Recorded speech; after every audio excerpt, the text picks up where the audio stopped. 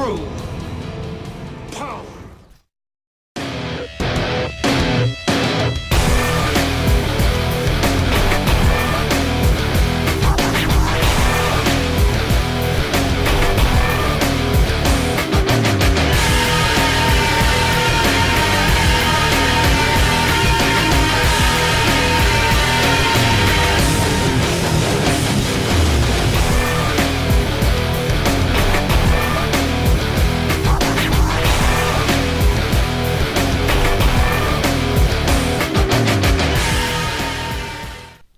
Ladies and gents, this is part 2 of Talon Assault at Murderer's Row with me and scrinrusher. Welcome back.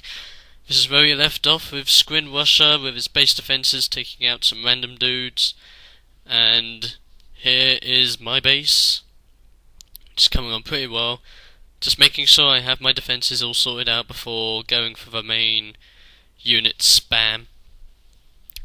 Now for this Talon what Talon Assault is all about, it's all about combinations. Because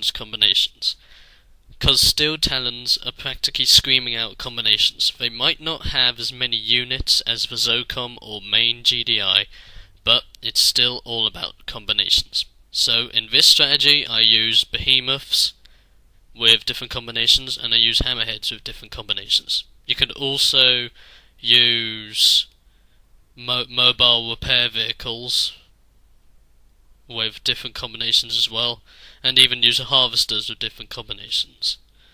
So many ways you can do this strat. I only chose to do behemoths and hammerheads, but by all means you can do so much more. They were my tactics, for least. Scrinrusher's tactics for this were very simple. Go into the base with a mothership / hexapod, completely eradicate it, and then just back up my base when he can. And it really worked, and you'll see that later on.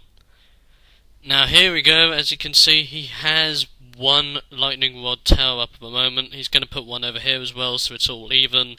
And he then has the ultimate defense. Just remember, lightning rod towers are good against vehicles and aircraft, which is brill. And yep, that's a signal transmitter, so you might just see the mothership coming soon. If scrinrusher gets his credits up very fast, which he's doing really well by now, I must say. Now here's the interesting part. He's making the hexapod. It's still being made, and while that hexapod's being made, as you can see, the portal is also working as well.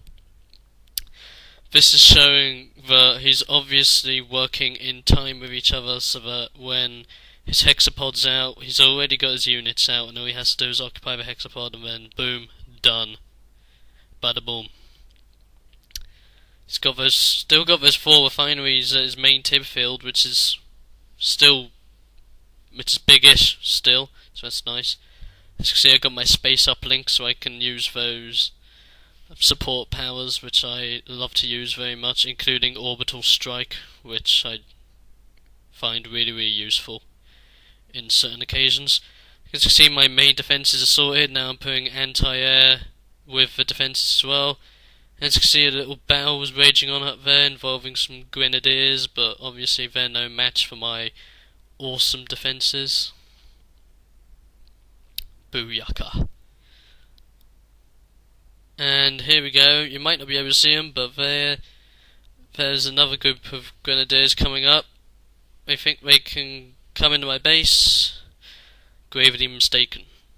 So they damage my main tower. They damage one of my defense turrets quite a bit. And that's all. And as you can see, I've got a rig up there. I'm going to put another rig over here, and that would finish off my defences for good. Once my defences are finished, I'm just going to upgrade to rail guns. Then when the rail guns are finished, the behemoths will be unleashed. And speaking of rigs, there it is. Yay.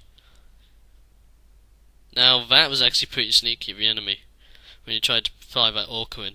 And here we go. He's coming straight down the middle with grenadiers. No, not grenadiers, riflemen.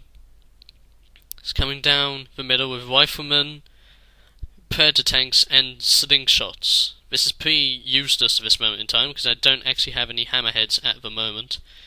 But slingshots are good for scouting, no doubt about it. Brilliant for scouting, in my view. If you got a big enough number of them, you can practically walk into your enemy's base, even if he has base defenses, weak base defenses that is. Walk into his base and hide in a place where you can still see his base, but he can't attack you until he makes an army. Then, with that, you can use your support powers to hinder his production or just completely and utterly wreck him for good. And there is the legendary hexapod. What's it fitted out with? It's fitted out with a prodigy. It's fitted out with 2 shock trooper squads. So it will have the ability to teleport itself, plus it will also have the ability to be good against vehicles and aircraft. Brilliant combination. Brill. It's also absolutely fantastic with structures as well.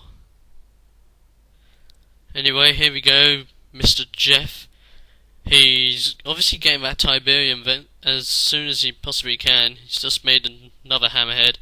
Those refineries are doing a good job.